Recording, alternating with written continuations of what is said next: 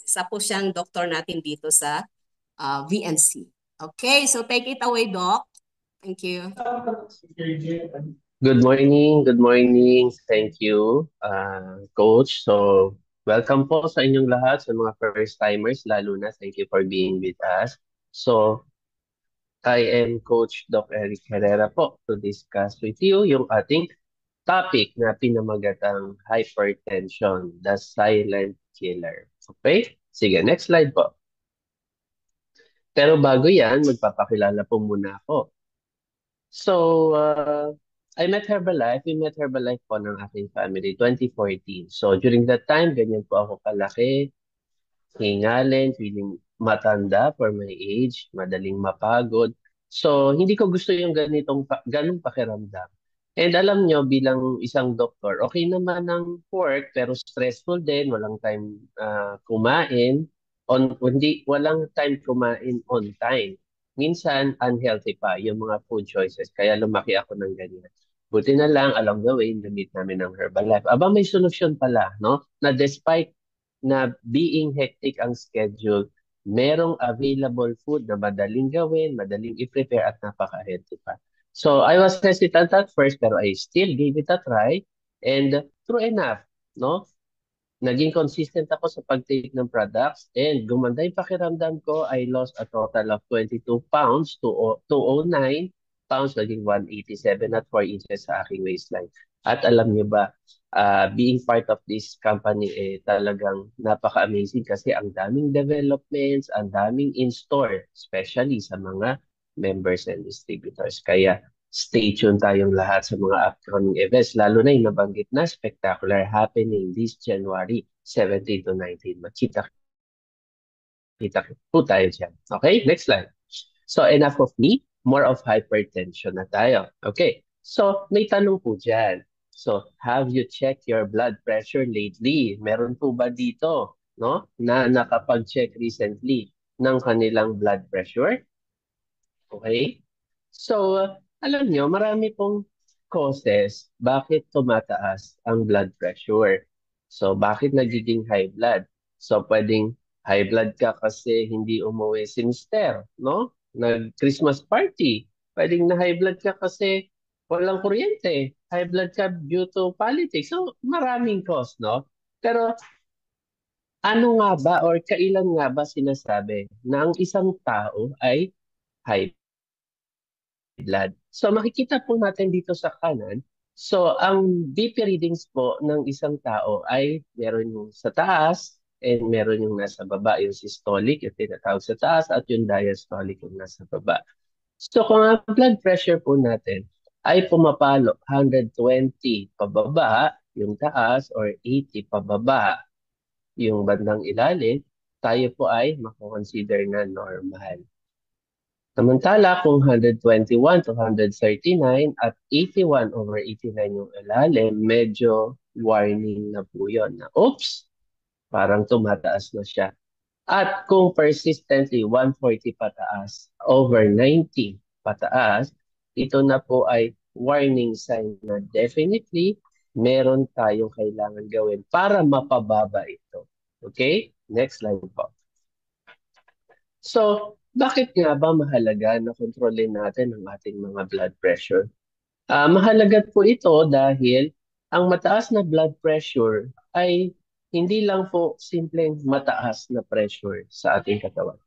Nagkakaroon po ito ng epekto sa iba't ibang bahagi ng ating katawan, kagaya ng puso, ng ating utak, ang ating kidney, liver, at iba pa.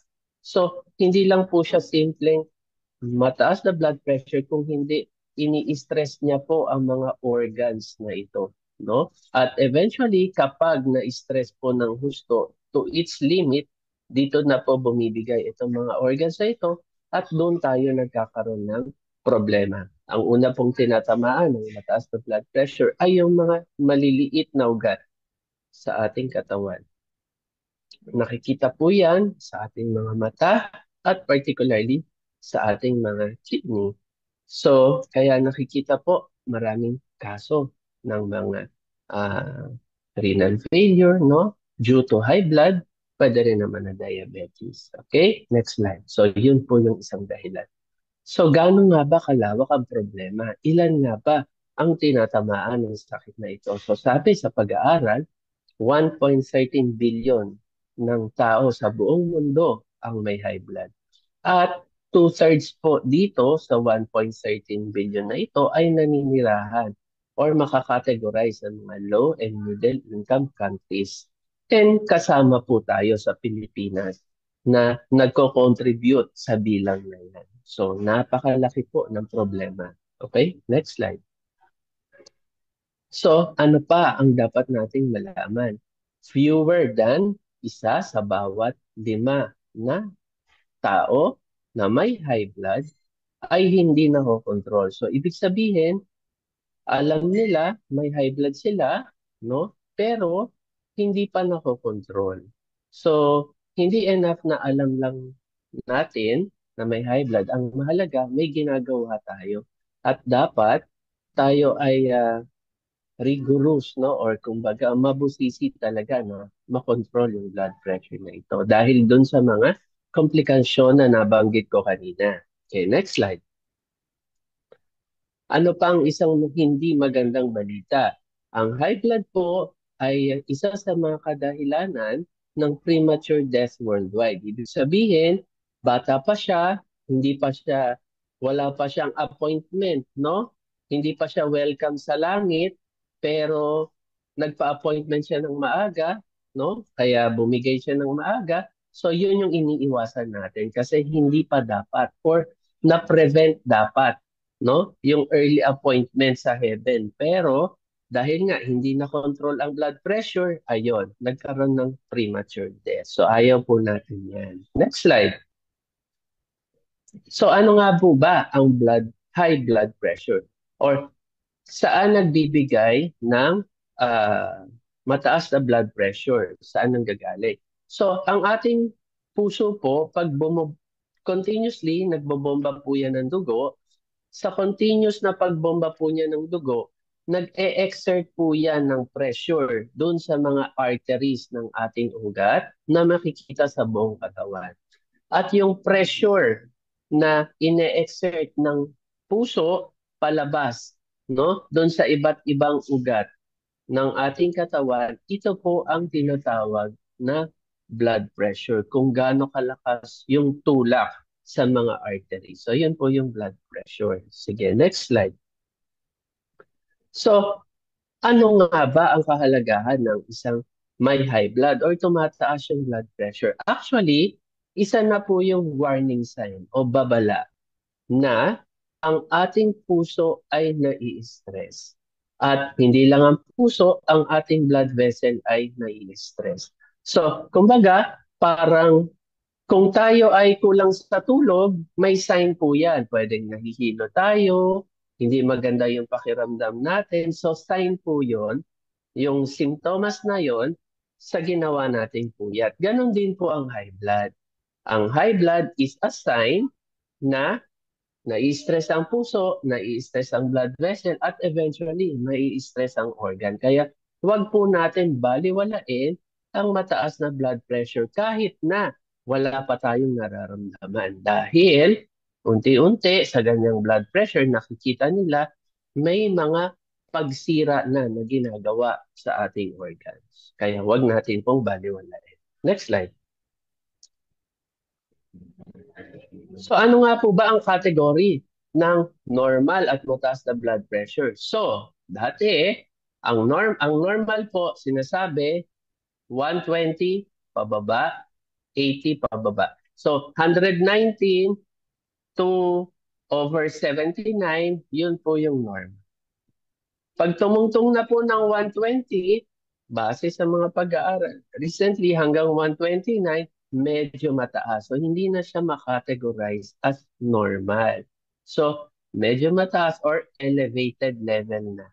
No? Ang high blood pressure, excuse me, stage 1, between 130 to 139, over 80 to 89. Ano naman po ang stage 2? 140 or higit pa, over 90 or higit pa.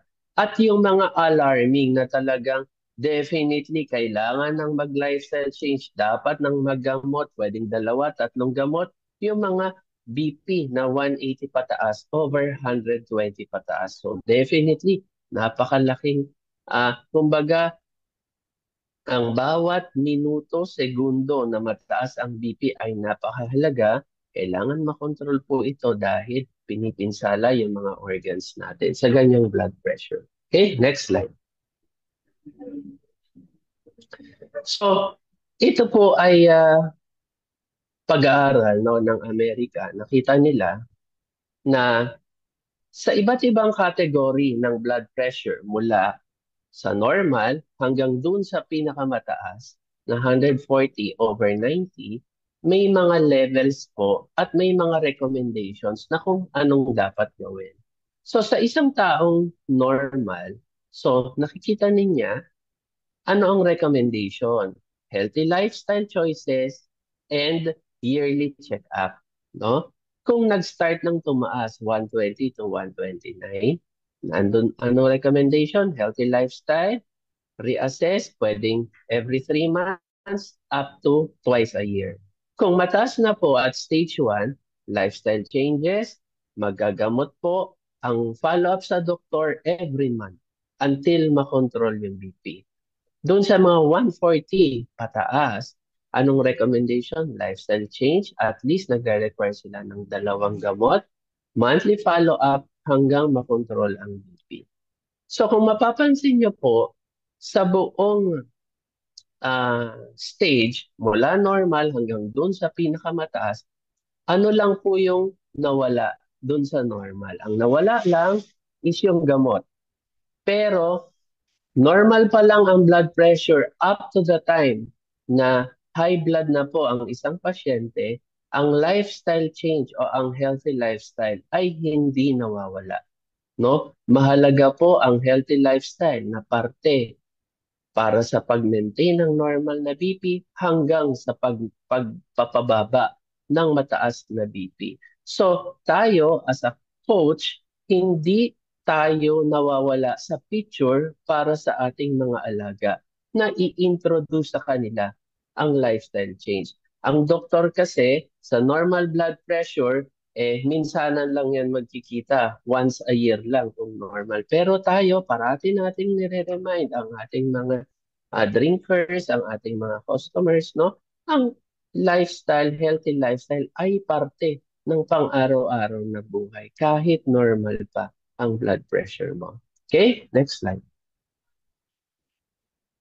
So, ano nga po ba ang mga hypertension predisposition or ganda points or POGI points, no? Para magkaroon ng high blood. So, doon tayo sa mga modifiable risk factors o yung may magagawa pa tayo. So, sa diet natin, number 1, so kung hindi healthy ang ating eating habits, so ito yung mga modifiable, yung pwede nating baguhin. Kung hindi tayo gaano nag-engage sa physical activity, panahon na para mag-engage tayo more into physical activity. Kung tayo po ay overweight, panahon na rin para lumapit-lapit tayo sa ating ideal weight. Kung tayo ay may smoking habits, alcohol habits, definitely kailangan na po natin bawasan or the best, tanggalin po yan. Doon naman sa non-modifiable risk factors, ito yung mga factors na wala tayong magagawa. Nandiyan na yan. Family history of hypertension, age natin, syempre walang atrasan ng edad, no? Paabante lang po, age more than 65 or presence ng diabetes or kidney disease. So, tandaan po natin, ang non-modifiable risk factors, wala na po tayong magagawa. Kumbaga sa ano, andyan na yung bala, no?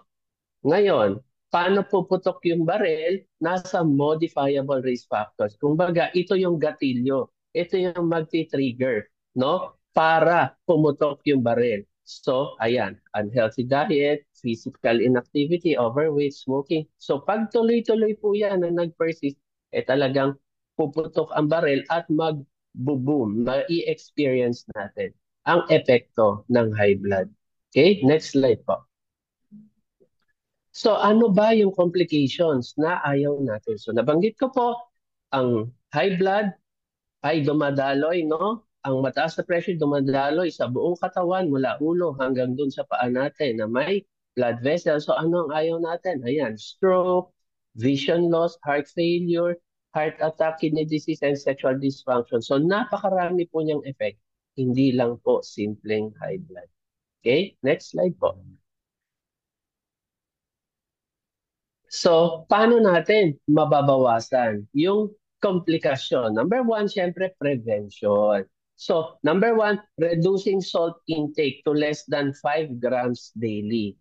So, gaano po? Ang tanong, gaano ba karami ang 5 grams? Ang 5 grams po ay 1 teaspoon approximate of salt daily. So, ang gusto ko lang po i-stress, ito ay 1 teaspoon a day. Hindi po ito 1 teaspoon per serving. So if we can consume less than that, the better. No? Eating more fruits and vegetables is also part of the healthy lifestyle. Be physically active. Iwasan po ang paninigarilyo at pag-inom ng alcohol. I-limit natin ang mga fatty foods, particularly pag nakita natin saturated fat. Doon sa label, iwasan natin. Kung may option, doon tayo sa unsaturated fat. Eliminate natin ang mga trans fat sa ating diet or yung mga foods na nakikita natin, particularly sa mga fast foods, sa mga drive-thrus. Management, number one, iwasan natin ng stress. Alam natin, stress is a daily part of life, pero we should learn how to manage them. Regularly, i-check natin ang blood pressure. Huwag natin maghintay ng symptoms. Kahit wala tayong nararamdaman, we should check. Kasi iba na po na-document natin, nahuli natin maaga ang high blood. Kasi ang high blood, pag mataas na po na sobra, 160, 170, 180, kumbaga sa matigas ang ulo, sutil na. Mahirap siyang pababain agad kumpara dun sa nagsisimula pa lang. At syempre, kailangan natin gamutin ng high blood and ibang komplikasyon na kaakibat nito. Let's say diabetes, let's say hika, kidney problem, liver problem. So, hindi lang po siya isang sakit na ginagamot, kundi holistic, kumbaga. No? Package. Next slide. So, anong medicines ang available? Depende po sa blood pressure. No? Para sa sobrang taas and para doon sa nagsisimula pa lang at sa overall health ng tao. So finding the most effective medication or combination is a matter of trial and error kasi tinitimpla pa po ito. So wag po natin gaya-gaya doon sa gamot ng kaibigan or kapitbahay kasi may gamot po para sa tao may high blood at may diabetes. May gamot po na may eksaktong gamot para sa high blood for that. Meron din pong gamot na ang tao ay may high blood and at the same time may hika. So may tamang gamot po na combination for that. Meron din naman high blood na bata, high blood na may edad na, high blood na may heart problem. So may binabagayan po yung gamot. So hindi po siya pare-parehas. Kaya nga po, kailangan natin magpakonsulta, especially kung may symptoms na tayo para mabigyan tayo, no? Kung kailangan na talagang mag-start ng gamot. Okay, next slide. So, gusto ko lang pong i-share ano ba yung mga chismis o yung mga marites na sinasabi about high blood. So, marami po tayong matututunan dito. Number one, I am not hypertensive since I don't have any symptoms. So, wag po natin sundin ang ganitong notion. Pwede po tayong maging high blood kahit wala tayong nararamdaman. Kaya mahalaga po na nagpapacheck up tayo regularly para malaman natin, totoo ba normal ang BP o nagsisimula ng tumaas kahit walang symptoms. Number two, hypertension runs in our family, so it is expected that I am also hypertensive. Totoo naman po, kagaya na nabanggit ko kanina, kung may high blood sa pamilya, chances are, mamanahin po natin ang genes, pero hindi po guarantee na mag-high blood na rin po tayo. Kasi nakadepende po ito doon sa lifestyle changes na gagawin natin sa ating buhay. Pwede po siyang hindi magtuloy, tulog lang siya kasi healthy lifestyle tayo. Okay, next slide. My relative neighbor is hypertensive, so I took the same medications for my elevated BP. So yun nga po, wag po tayong gaya-gaya. Ang gamot po ni Juana, hindi gamot ni Maria. Kasi magkaiba po kayo ng katawan, magkaiba po kayo ng sakit, magkaiba po kayo ng pangangailangan. Kaya ang the best po, kung high blood si kapitbahay at nag-start pong tumaas ang BP ninyo, at sa tingin nyo po, hirap talagang makontrol, magpa-check po tayo para mabigyan po kayo ng tamang gamot. So wag po tayong gaya-gaya ng gamot kasi baka mapasama po. Sunod, my blood pressure is normal for quite some time so I discontinued my hypertensive medicines without my doctor's advice. So isa rin po sa hindi po ito ina-advise kasi kung kayo po ay umiinom ng gamot at normal na po ang inyong blood pressure, then congratulations kasi nagampanan ng gamot ang kanyang tungkulin na pababain ang inyong blood pressure. Kaya kung aalisin nyo po yung nagpapanormal ng blood pressure, ang mangyayari po, tataas po siya ulit. So wag po natin aalisin ang mga gamot na iniinom natin nang wala pong abiso ng ating mga doktor. Tanging mga doktor lang po ang magsasabi kung pwede nang itigil, pwedeng dagdagan, or pwedeng i-adjust yung mga gamot. Huwag po tayo kasi delikado po kasi baka po biglang tumalsik yung blood pressure, oras na wala nang pumipigil sa kanyang pagtaas kasi inalis po natin yung gamot. Okay, next slide. I am taking several medicines for my hypertension and it cost me a lot. The cheapest one to buy is aspirin. Therefore, I retained it and discontinued the rest. So, isa rin po to kasi parte no sa prevention ng stroke heart attack nagdadagdag sila ng aspirin para doon sa traditional na gamot sa blood pressure. Dahil mura ang aspirin, yun po ang nire-retain ng iba, tinitigil nila yung iba. So, hindi rin po ito magandang gawain. Kasi ang aspirin, pampalabnaw po siya ng dugo, hindi po siya pampababa ng blood pressure. Kaya kahit inumin niyo po yung aspirin, kung ang blood pressure niyo po ay tumataas, chances are yung komplikasyon, pwede niyo pa rin pong ma-experience due to high blood pressure. So, again, nasabi ko, si doktor lang po ang mag-a-adjust ng gamot. Ang aspirin, kahit isang drop na aspirin po ang inumin natin, hindi po bababa ang blood pressure natin na sobrang taas. Pero lalabnaw po ang dugo natin. Hanggang ganun lang po yun. Okay? So, huwag po ititigil ang gamot nang walang advice ng ating doktor. Number 6, I am doing a lot of exercise since my blood pressure started to increase to help me normalize my blood pressure. So, yung iba, ang akala nila, being active during na nag-start tumaas yung BP nila, magpapababa ng BP nila ang exercise. Actually, delikado po yan. Kasi kung nag-start po kayo na mataas ang BP bago kayo mag-exercise, during exercise, tataas po yan lalo. Hindi po yan bababa. Kaya it's best na bago po kayo mag-exercise, normal ang blood pressure nyo, at syempre, mas maganda kung may clearance ng doktor na pwede nyong gawin itong mga klase ng exercise na gusto po ninyo. Ha? So wag pong gagawin na hindi magagamot, hindi magpapa-check up, mataas BP, sasabak sa exercise or sasabak sa takbo, hindi po yun advisable. Okay, next slide. And with that, ano nga ba ang sikreto to preventing hypertension? Paulit-ulit, no? Sa slides, nakikita natin, healthy lifestyle, sundin po natin ang 80-20 rule, no? 80% comes from good nutrition, 20% comes from active lifestyle to get the overall 100% healthy lifestyle. Okay? Huwag po natin kalilimutan ang formula na yan. Okay, next slide. So dahil dyan, dami natin pagpipilian, no? Na number 1, no? Nandyan ang ating Herbalife products, number 1 in the world when it comes to meal replacement, protein supplements, weight management and well-being, and active and lifestyle nutrition. So saan ka pa? Hindi ba doon ka na lang sa number 1? Wala nang number 2, wala nang number 3. Kasi we only want to give the best, no, sa ating mga katawan dahil nag-iisa lang po yan. Okay? And with that, I hope marami kayong natutunan with hypertension. Thank you for being with us. See you again next time. Back to you po. Yes, marami pong natutunan, Doc. So thank you